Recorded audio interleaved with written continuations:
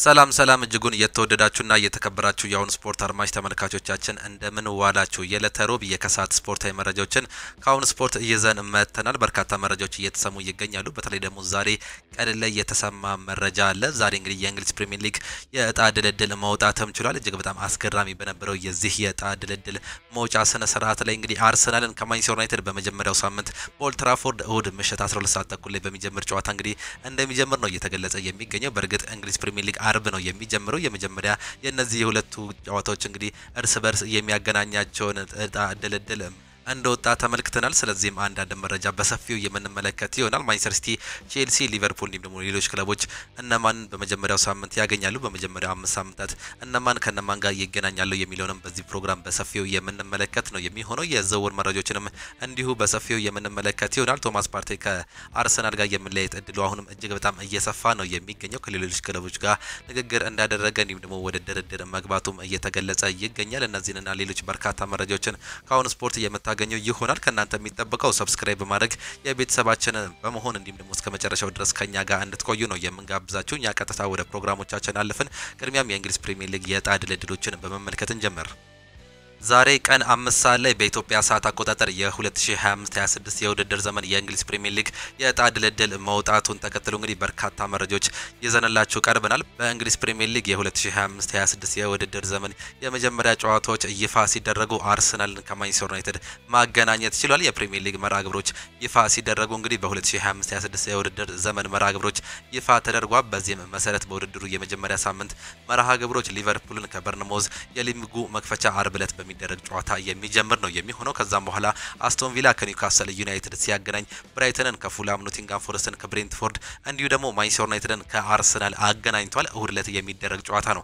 ምሽት 12 ተኩል ላይ በሚጀምረው ይህ ጨዋታ እንግዲህ በኦልድ ትራፎርድ እንደሚጀምር ነው እየተገለጸ የሚገኘው። ሰንደርላንድን ከዌስትሃም ዩናይትድ ሲያገናኝ፣ ቶተናም ከበርኔው፣ ወልቨርሃምፕተን ከማንቸስተር ሲቲ፣ ቼልሲን ከክሪስታል ፓላስ እንዲሁም ደግሞ ሊድስ ዩናይትድን ከኤቨርተን ጋር የሚያገናኘው የ2025-26 የውድድር ዘመን የእንግሊዝ ፕሪሚየር ሊግ በዕለተ አርብ ነሐሴ 9 2017 ጅማሮን የሚያደርግም ይሆናል። በዚህም እንግዲህ የእንግሊዝ ፕሪሚየር ሊግን ጅማሮን ሲያደርግ ማንቸስተር ዩናይትድ ለተከታታይ 9 ዓመታት በኦልድ ትራፎርድ በመጀመር የመጀመሪያ ታሪክ የራሱንም ማድረግም ችሏል። 9 ዓመታትን በተከታታይ በኦልድ ትራፎርድ የመጀመሪያ የመክፈቻ ጨዋታውን እንዳደረገ ነው ስታቲክስ ወይም ደግሞ ኦፕታ ይዞት የወጣው መረጃ የሚያሳየው። ከደካማ የውድድር ዘመን በኋላ ቀያዮቹ ሰይጣኖች የእንግሊዝ ፕሪሚየር ሊግ የመክፈቻ ጨዋታቸውን ከመድፈኞቹ ጋር በሜዳቸው የሚያደርጉም ይሆናል። ቀያዮቹ ሰይጣኖች የማንቸስተር ደርቢን ከ3 ጨዋታዎች በኋላ በኢታድ ስቴዲየም ከሲቲ ጋር የሚያደርጉም ነው የሚሆኑት። ከ10 ዓመታት በኋላ በየትኛውም የአውሮፓ ውድድር መድረክ ላይ የማይሳተፉ ዩናይትድ ሙሉ ትኩረታቸውን በሀገር ውስጥ ውድድር ላይ ያደርጋሉ ነው ተብሎ የሚጠበቀው።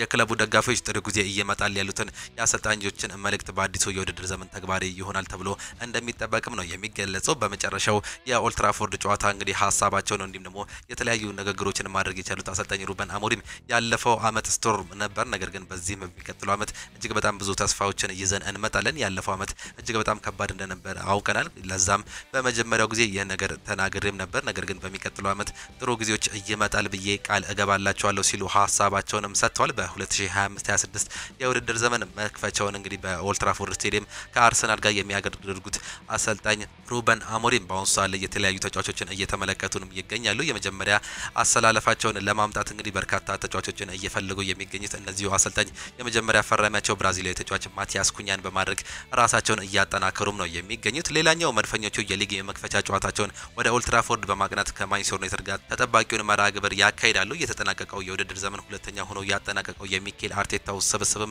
በመቀጠል ከሊድስ ዩናይትድ፣ ከሊቨርፑል፣ ከኖቲንጋም ፎረስት እንዲሁም ደግሞ ከማንቸስተር ሲቲና ከኒውካስል ዩናይትድ ጋር ተከታታይ ጨዋታቸውን የሚያደርግ ነው የሚሆኑት። የመጀመሪያ ዙር የሰሜን ለንደን ደርቢ ጨዋታም ከተቀናቃኛቸው ቶተናም ጋር ህዳር 13 ዓ.ም እንደሚደረግ ነው ይፋ የተደረገው። በአርሰናል መካከል ሲደረግ እንግዲህ በተለያዩ ጨዋታዎችን ስንመለከት የመጀመሪያዎቹ 6 ጨዋታዎች ውስጥ ከሊቨርፑል፣ ከማንቸስተር ሲቲ እንዲሁም ደግሞ ከኒውካስል ዩናይትድ እና ከኖቲንጋም ፎረስት ጋር የሚያደርጉት ተጠባቂ ከባድ ጨዋታ ይኖርባቸዋል። ከ6ቱ ጨዋታዎች እንግዲህ 5ቱ እጅግ በጣም ከባድ ሊሆን እንደሚችል ነው እየተገለጸ የሚገኘው። የመጀመሪያው በኦልድ ትራፎርድ ስቴዲየም ከማንቸስተር ዩናይትድ ጋር በመጀመሪያ ሳምንት የሚገናኙ ሲሆን በዚህ ዓመት እያደገውን ሊድስ ዩናይትድ በሁለተኛ ሳምንት የሚያገኙም ይሆናል። ከዛ በኋላ የአምናው አሸናፊ ሊቨርፑልን የአርኔ ስሎትን ሊቨርፑል በሶስተኛ ሳምንት የሚያገናኝ ሲሆን ኖቲንጋም ፎረስት በአራተኛ ሳምንት የሚያገናኝ ይሆናል። ኖቲንጋም ፎረስት በ2024 በ2024/25 የውድድር ዘመን እንግዲህ በአሰልጣኝ ኑኖ ኤስፒሪቶ ሳንቶ እየተመሩ እጅግ በጣም አስደናቂ ጊዜን ማሳለፍም ችሎ ነበር። በዚህ ዓመትም ይህንን ነገር ያስቀጥላሉ ተብሎ እንደሚጠበቅ ነው እየተጠበቀ የሚገኘው። ማንቸስተር ሲቲን በ5ኛ ሳምንት፣ ኒውካስል ዩናይትድን ደግሞ በ6ኛ ሳምንት የሚያገኙ ነው የሚሆኑት። ማንቸስተር ሲቲ በዚህ ዓመት በርካታ ተጫዋቾችን እያስፈረሙ ይገኛሉ። እነ ቲጃኒ ራይንደርስ፣ ሪያን ቸርኪ የመሳሰሉ ተጫዋቾችን የራሳቸው ማድረግ የቻሉ ሲሆን በአሁኑ ሰዓት ላይ ደግሞ የተለያዩ ተጫዋቾችን እየተመለከቱም ይገኛሉ። እስካሁን ድረስ 4 ያክል ይፋዊ ጥያቄዎችን እንዲሁም ደግሞ ፊርማዎችን እያገኙ ሲሆን ሌሎች ተጫዋቾችን በአሁኑ ሰዓት ላይ እየተመለከቱም ነው የሚገኙት። የሚልኳቱም ተጫዋቾች እንዳለ ነው እየተገለጸ የሚገኘው። አዲስ አምበልም እንደሾሙ መረጃዎች እየወጡ ይገኛሉ። ከአርሰናል ጋር የሚያደርጉት የ5ኛ ሳምንት መርሃ ግብር ይህም ተጠባቂ እንደሆነ ነው እየተገለጸም የሚገኘው። ሌላኛው የቼልሲን ፕሪሚየር ሊግ ጨዋታዎች ነው የምንመለከተው። ቼልሲ የፕሪሚየር ሊጉን የመጀመሪያ ጨዋታ ከክሪስታል ፓላስ በስቴዲየሙ በስታንፎርድ ብሪጅ በመጋበዝ ይጀምራል። ቼልሲ በቀጣይ መርሃ ግብሮች እነማንን ያገኛል የሚለውን ስንመለከት ዌስትሃም ዩናይትድ፣ ፉላምን እንዲሁም ደግሞ ብሬንትፎርድን በተከታታይ የሚገጥም ይሆናል። ሰማዮቹ በሊጉ የመጀመሪያ በተከታታይ 4 የለንደን ደርቢ ጨዋታዎችን በተከታታይ ሲያደርጉ በታሪክ ለመጀመሪያ ጊዜ መሆኑ ነው እየተገለጸ የሚገኘው። ክሪስታል ፓላስ፣ ዌስትሃም ዩናይትድ፣ ፉላም እንዲሁም ደግሞ ብሬንትፎርድ የለንደን ክለቦች እንደሆኑ ይታወቃል። ቀለል ያለ ግጥሚያ እንደሆነ ነው ካሁኑ እየተገመተ የሚገኘው የቼልሲ ተጋጣሚዎች። ቼልሲም የመጀመሪያ 4 ጨዋታዎችን በስተክክል ይጀምራል ተብሎ ይጠበቃል። የአሰልጣኝ ኤንዞ ማሬስካው ቡድን የሊጉን ሻምፒዮን ሊቨርፑልን ጥቅምት ወር ላይ ሲያገኝ የቀድሞ ክለባቸውን ማንቸስተር ሲቲን ደግሞ በጥር ላይ እንደሚፋልሙ ይፋም ተደርጓል። የ2024/25 የውድድር ዘመን በሊጉ አሸናፊ ሊቨርፑልን ክብር ለማስጠበቅ በሚፎካከርበት ዓመት የሊጉ የመክፈቻ ጨዋታን ከበርንማውዝ ጋር የሚያደርግ ነው የሚሆነው። ሊቨርፑል የመርሲሳይዶ ክለብ ሊቨርፑል የመክፈቻ ጨዋታውን በዕለተ አርብ ምሽት የሚያደርግም ይሆናል። በመክፈቻው መርሃ ግብር ሜሎስ ኪርኪዝ ዝውውሩን የሚያጠናቀቅ ከሆነ የቀድሞ ክለቡን በተቃራኒው የሚገጥምም ይሆናል። በ10 የነጥብ ልዩነት የሊጉን ዋንጫ ያነሱት ሊቨርፑል በመቀጠል ከኒውካስል ዩናይትድ እንዲሁም ደግሞ ከአርሰናል ጋር ወሳኝ ጨዋታቸውን የሚያደርጉም ይሆናል። ከ3 ጨዋታዎች 2ቱ እጅግ በጣም ከባድ ሊሆንባቸው ይችላል። ያምናው አሸናፊ ሊቨርፑል እንዲሁም ደግሞ አሰልጣኝ አርኔ ስሎት በእርግጥ በአሁኑ ሰዓት ላይ ራሳቸውን እያጠናከሩም ይገኛሉ። እስካሁን ድረስ ጄርሚ ፍሪምፖንግን እንዲሁም ደግሞ ፍሎሪያን ቪርትዝን ያስፈረሙት ሊቨርፑሎች በአሁኑ ሰዓት ደግሞ ሌላኛውን ተጫዋች ሃንጋሪያውን ሜሎስ ኪርኪዝን የግላቸው ለማድረግ ከጫፍ መድረሳቸው ነው እየተገለጸ የሚገኘው። ይህም ተጫዋች የሚፈርም ከሆነ የመጀመሪያ ጨዋታውን ከቀድሞ ክለቡ ጋር የሚጋጠም ወይም ደግሞ የሚጫወት ይሆናል። ሊቨርፑል በውድድር ዓመቱ በተከታታይ መርሃ ግብሮች እነማንን ያገኛል የሚለውን ስንመለከት በመጀመሪያ ደረጃ በርነማውዝን የሚያገኝ ሲሆን ከዛ ከኒውካስል ጋር ይጫወታል። እንዲሁ አርሰናልን ካገኘ በኋላ በርንሌይ እንዲሁም ደግሞ ኤቨርተንን የሚያገኙ ነው የሚሆኑት። የመርሲሳይድ ደርቢውን እንግዲህ በ5ኛ ሳምንት መርሃ ግብር የሚገናኘው ይሆናል። ለዚህ የመርሲሳይድ ክለቦች ኤቨርተን እና ሊቨርፑል በ5ኛ ሳምንት ከባድ ጨዋታቸውን እርስ በርስ የሚያገኙም ይሆናል። የአሰልጣኝ ፔፕ ጋርዲዮላ ማንቸስተር ሲቲ በሚቀጥለው ዓመት የመጀመሪያ ጨዋታውን ከወልቨርሃምፕተን ጋር ያደርጋል። ማንቸስተር ሲቲ ተጠባቂውን የማንቹሪያን ደርቢ ጨዋታው ከ3 ጨዋታዎች በኋላ ወደ ኦልድ ትራፎርድ በማቅናት ከማንቸስተር ዩናይትድ ጋር የሚያደርግም ነው የሚሆነው። ማንቸስተር ሲቲ በሊጉ የመጀመሪያ ጨዋታዎች የመጀመሪያውን ከወልቨርሃምፕተን ጋር ሲጫወት ሁለተኛውን የለንደኑን ክለብ ቶተናምን የሚገጥም ይሆናል። ከዛ ከብራይተን ኤንድ ሆቭ አልቢዮን ጋር ይጫወታል። ከዛ ማንቹሪያን ደርቢ በ4ኛ ሳምንት ከማንቸስተር ዩናይትድ ጋር ሲጫወቱ 5ኛ ሳምንት ከአርሰናል ጋር ከባዱን ተከታታይ ጨዋታዎች የሚያደርገውም ይሆናል። ከ5ቱ ጨዋታዎች እንግዲህ በ3ቱ ሊፈተኑ የሚችልበትን አጋጣሚ በአሰልጣኝ ፔፕ ጋርዲዮላ ስር እየተመለከትን እንገኛለን። እነዚህ እንግዲህ በመጀመሪያዎቹ ሳምንታት የሚደረጉ ጨዋታዎችም ናቸው። ታላላቆቹ ጨዋታዎች ወይም ደግሞ ታላላቆቹ ክለቦች እነዚህን ጨዋታ ነው በመጀመሪያ ሳምንት የሚያደርጉት። የአርሰናልና ግን የማንቸስተር ዩናይትድ እጅግ በጣም ከባዱ ካሁኑ እየተገመተ የሚገኝ እንዲሁም ተጠባቂ ጨዋታ እንደሆነ ነው ካሁኑ ግልጽ እየሆነም የሚገኘው። አርሰናል ከአሰልጣኙ ጋር ሊለያይ ነው። የሰሜን ለንደኑ ክለብ አርሰናል ምክትል አሰልጣኝ ካርሎስ ኩዌታ የጣሊያን ሴሪዮን ክለብ ፓርማን በዋና አሰልጣኝነት ሊረከቡ መሆኑ ተገልጿል። ከአሰልጣኝ ሚኬል አርቴታ ስር ሲሰሩ የነበሩት የ29 ዓመቱ አሰልጣኝ ካርሎስ ኩዌታ ከ5 ዓመታት በኋላ ከክለቡ ጋር ሊለያዩ እንደሆነ ነው የተገለጸው። አሰልጣኙ በትላንትናው ዕለት ወደ ጣሊያን በማምራት ኢንተር ሚላንን የተቀላቀለውን አሰልጣኝ ክሪስቲያን ኪፉ ተክተው ፓርማን እንደሚረከቡ ተገልጿል። አሰልጣኝ ካርሎስ ኩዌታ ከ5 ዓመታት በፊት አርሰናል ሳይቀላቀሉ አትሌቲኮ ማድሪድ እንዲሁም ደግሞ በጁቬንቱስ ወጣን ቡድን በማሰልጠን ልምድ ማካበት ችለዋል።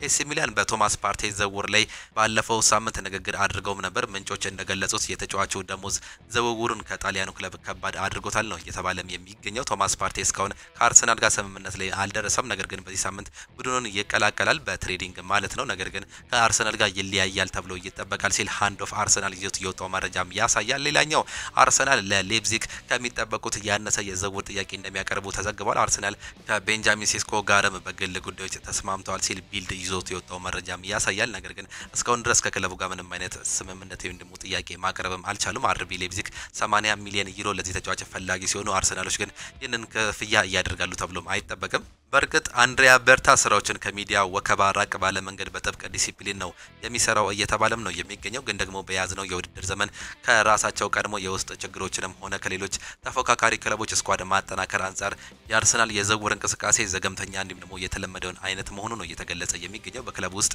ካላቸው በመጠናቀቅ ላይ ያሉ ተጫዋቾችን ውል ለማራዘም እየታየ ያለው ቸልተኝነትም እጅግ በጣም አሳሳቢ የሆነም ይገኛል። በጉዳዮቹ ክለቡን በፋይናንሻል የሚመሩት የክሮንኬ ቤተሰቦች ሰዎች የሚና ገዘፍ እያለ እንደሆነ መረዳት እጅጉን ቀላል ነው ሲል ነው አንድ መረጃ በሰፊው ይዞት ይመጣው የቻለው። ዛሬ የቀጣዩን ሲዝን የሊግ መርሃ ግብር በይፋ በተደረገበት በዚህ ሳምንት እንግዲህ አርሰናልን ከማንቸስተር ዩናይትድ ጋር ማገናኘትም ችሏል። ይህም እንግዲህ ከባድ ሊያደርግበት እንደሚችል ነው የመጀመሪያ ሳምንት ጨዋታውን እየተገለጸም የሚገኘው። በአሁኑ ሰዓት ላይ አርሰናሎች ምን ቦታ ላይ ማጠናከር ይፈልጋሉ የሚለውን ስንመለከት የፊት መስመር አጥቂን ይፈልጋሉ። ቤንጃሚን ሴስኮ እንዲሁም ደግሞ ቪክተር ዮከረስን እያስናገሩ ነው የሚገኙት። በእርግጥ መጀመሪያ ፈቃዳቸው ወይም ደግሞ ፍላጎታቸው የነበረው የስዊድናዊ አጥቂ አሌክሳንደር አይዛክ ነበር። ነገር ግን የተጫዋች ከኒውካስል ዩናይትድ አለመልቀቁን ተከትሎ ፊታቸውን ወደ እነዚህ ሁለት አጥቂዎች ማዞርም ችለዋል። እነዚህም የሁለቱ የአጥቂዎች የዝውውር ገንዘብ እጅግ በጣም ከፍተኛ መሆኑን ተከትሎ አጣብቂኝ ውስጥ መግባታቸው ነው እየተገለጸ የሚገኘው። አርሰናሎች እስከ 80 ሚሊዮን ዩሮ ለእነዚህ ሁለቱ ተጫዋቾች ለእያንዳንዳቸው ማውጣትም አይፈልጉም። በእርግጥ ሁለቱንም ማምጣት አይፈልጉም። ከሁለት አንዱን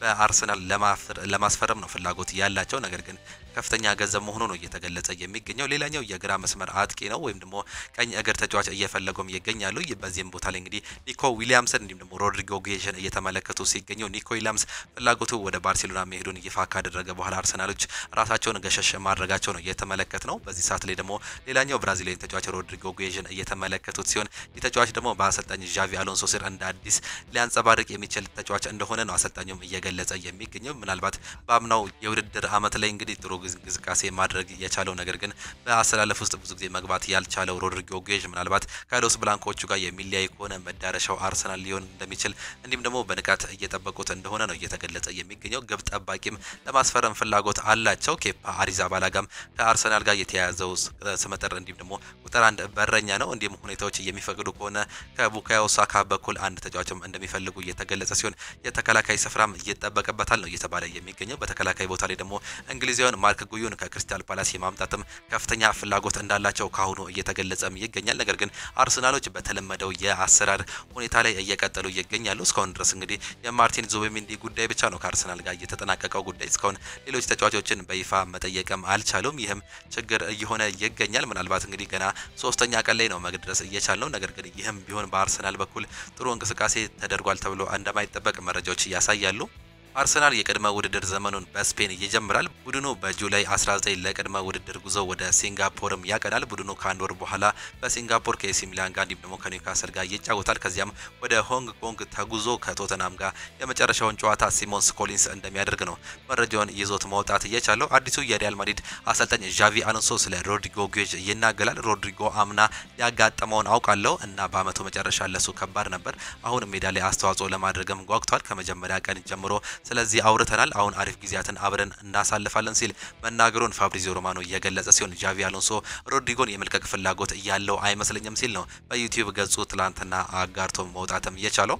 የስካይ ስፖርት መረጃ ካመንን ጀደን ሳንቾ ወደ ናፖሊ ለመቀላቀል የቀረበለትን ሀሳብ እሺ ብሎ ተቀብሏል። ነገር ግን እስካሁን በክለቦቹ መካከል የተደረሰ ስምምነት የለም ሲል ስካይ ስፖርት ይዞት የወጣው መረጃም ያሳያል። ናፖሊ እንዲሁም ደግሞ ሌሎች ክለቦች ጀደን ሳንቾን የግላቸው ማድረግም ይፈልጋሉ። እንዲሁ የጀርመኑ ክለብ ቦሩሲያ ዶርትመንድ ዋነኛ ፈላጊ ነበር። ነገር ግን ገንዘቡ እንዲሁም ደግሞ ሳምንታዊ ደሞዙ ለዚህ ተጫዋች አዳጋች መሆኑን ነው እየተመለከተ ነው። ነገር ግን በአሁኑ ሰዓት ላይ መረጃዎች እንደሚያሳዩት ቆይን የጣሊያኑ ክለብ ናፖሊ የዚህ ክለብ መዳረሻ ሊሆን እንደሚችል ተገልጿል። በ2025-26 ሲዝን ማንቸስተር ዩናይትድን በኦልትራፎርድ ለመመልከት እቅዱ ካላቸው የቲኬቶች ዋጋ ይህንን ይመስላሉ። በአንድ ጨዋታ ከ59 እስከ 97 ፓውንድ በካታጎሪ 1 ወይም ደግሞ በካታጎሪ ኤ ለ6 የፕሪሚየር ሊግ ጨዋታዎች ተጠባቂ ጨዋታዎች ማለት ነው ተመርጦ የተያዘ ጉዳይ ነው። ሁለተኛው ደግሞ ከ57 እስከ 86 ፓውንድ በካታጎሪ ቢ ላይ የተቀመጠ ሲሆን ለ11 የሊግ ጨዋታዎች ክለብ የያዘው ሲሆን ከነዚህ በአንዱ መገኘት ያን ያህል ለውጥ ያመጣል ተብሎ እንደማይጠበቅ ነው የተገለጸው። ከ37 እስከ 60 ፓውንድ በካታጎሪ ሲ ላይ የተቀመጠ ሲሆን ለሁለት የሊጉ ጨዋታዎች እየተያዘም ጉዳይ ነው። ከ32 እስከ 52 ፓውንድ በካራባኦ ካፕ ብቻ የተያዘ ሲሆን ማለትም ካራባኦ ካፕና ኤፍኤ ካፕ ጨዋታዎች ላይ የሚደረጉ ናቸው። በየጨዋታው በካታጎሪ ዲ ላይ ለክለቡ ትኬቶች የሚጠበቁ መሆኑ ነው እየተገለጸ የሚገኘው። በዚህም እንግዲህ ከፍተኛው ትኬት ይሆናል ተብሎ የሚጠበቀው ከ59 እስከ 97 ፓውንድ ያለው ሲሆን ይህም እንግዲህ ታላላቅ ጨዋታዎችን የሚመሩበት ወይም ደግሞ የሚደረግበት ጨዋታ ሊሆን ይችላል። ምናልባትም እንግዲህ በመጀመሪያው ሳምንት የእንግሊዝ ፕሪሚየር ሊግ በኦልድ ትራፎርድ በሚደረገው የማንቸስተር ዩናይትድና የአርሰናል ጨዋታ ላይ ይህ ገንዘብ በትኬት ደረጃ ሊቀመጥ ይችላል። ሁለተኛ ደረጃ ላይ የተቀመጠው ደግሞ ተመጣጣኝ ተብለው የሚጠበቁ ጨዋታዎች ናቸው። ከዛ በመጨረሻ ደረጃ ላይ ማለትም ከ32 እስከ 52 ፓውንድ የተቀመጡት በካራባኦ ካፕ ላይ የሚደረጉ ጨዋታዎች ናቸው። ነገር ግን በካራባኦ ካፕ እስከ መጨረሻው ፍጻሜ ድረስ የሚደርሱ ከሆነ ከፍ ሊል እንደሚችልና ወደ ካታጎሪ ኤ ከፍ ሊል እንደሚችል መረጃዎችም ያሳያሉ። ማንቸስተር ዩናይትድ ከክለቡ ጋር ለተለያየው አማካዩ ክሪስቲያን ኤሪክሰን ምትክ እንዲሆን ሪቻርድ ሪዮስን ለማስፈረም እያጠየኑበት መሆኑ ነው እየተገለጸ የሚገኘው። የማንቸስተር ዩናይትድ መልማዮችም ሪዮስን ለመመልከት በዓለም ክለቦች ዋንጫ የፓልማሪስን ጨዋታ በቅርበት የሚመለከቱም እንደሆነ ጊብ ስፖርት ይዞት መውጣትም ችሏል። ክሪስቲያን ኤሪክሰን ከማንቸስተር ዩናይትድ ጋር መለያየቱን ተከትሎ የዚህን ተጫዋች ተተኪ ለማድረግ ከፍተኛ ፍላጎት መኖሩን እንግዲህ በርካቶች እያወጡት ያለው መረጃም ያሳያል። ነገር ግን የተጫዋች ወደ ማንቸስተር ዩናይትድ ይመጣል አይመጣም እስካሁን ድረስ ምንም የተባለ ነገር የለም። ገና ማጤን ላይ መሆናቸው ነው መረጃዎችም የሚያሳዩት።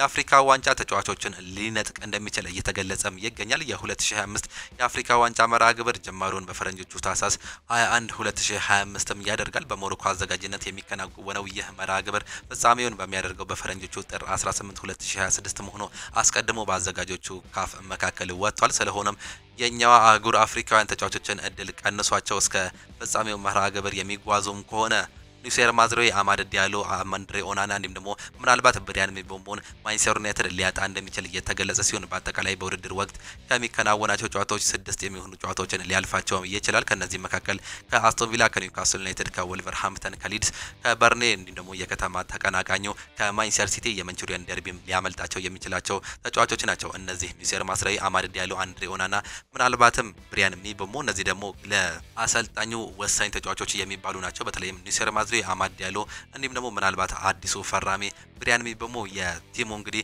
ቤስት 11 ውስጥ ይገባሉ ተብሎ የሚጠበቁ ተጫዋቾች ናቸው። በዛ ቦታ ላይ ማንቸስተር ዩናይትድ እነዚህን ተጫዋቾች የሚያጣው ከሆነ ከፍተኛ ኪሳራ ወይም ደግሞ ጉዳት ሊደርስበትም ይችላል። ካሁኑም እሱንም ሊያስብ ይችላል ነው እየተባለ የሚገኘው። እንደ ኦፕታ መረጃ ከሆነ ከሊጉ ክለቦች የመጀመሪያዎቹን 5 ሳምንታት ጨዋታዎች ከባዱ 94.6% የማንቸስተር ዩናይትድ መሆኑን ነው እየገለጸ የሚገኘው። እንደ ኦፕታ መረጃ ከሆነ ማንቸስተር ዩናይትድ ከአርሰናል ጋር ካደረጋቸው የመጨረሻ 18 የኦልድ ትራፎርድ ጨዋታዎች ውስጥ በ10 አሸንፈው በ6 አቻ መውጣትም ችሏል። በሁለቱ ነው ሽንፈት ማስተናገድ የቻለው። በሁለቱ ሲሸነፍ እንግዲህ አሰልጣኝ ሚኬል አርቴታ ናቸው እንግዲህ ሁለቱንም ማሸነፍ የቻሉት ወደ ኦልድ ትራፎርድ ስቴዲየም መጥተው። እንደ ኦፕታ መረጃ ከሆነ ማንቸስተር ዩናይትድ በ2025/26 ሲዝን በሜዳ ኦልድ ትራፎርድ የሚያደርጋቸውን የሊጉ የመክፈቻ ጨዋታ ለ9ኛ ተከታታይ ዓመታት በማካሄድ በሚያደርገው የመክፈቻ ጨዋታ ነው። ይህ ደግሞ በታሪክ ብቸኛው ክለብ እንደሚያደርገው ኦፕታ ከ2000 ጀምሮ ስታቲክስ ይዣለው ባለው መሰረት እንግዲህ እየገለጸም የሚገኘው በታሪክ ገና ነው። ማንቸስተር ዩናይትድ ከየትኛውም የእንግሊዝ ፕሪሚየር ሊግ ክለብ በላይ የመክፈቻ ጨዋታዎችን ማለትም 22 ጨዋታዎችን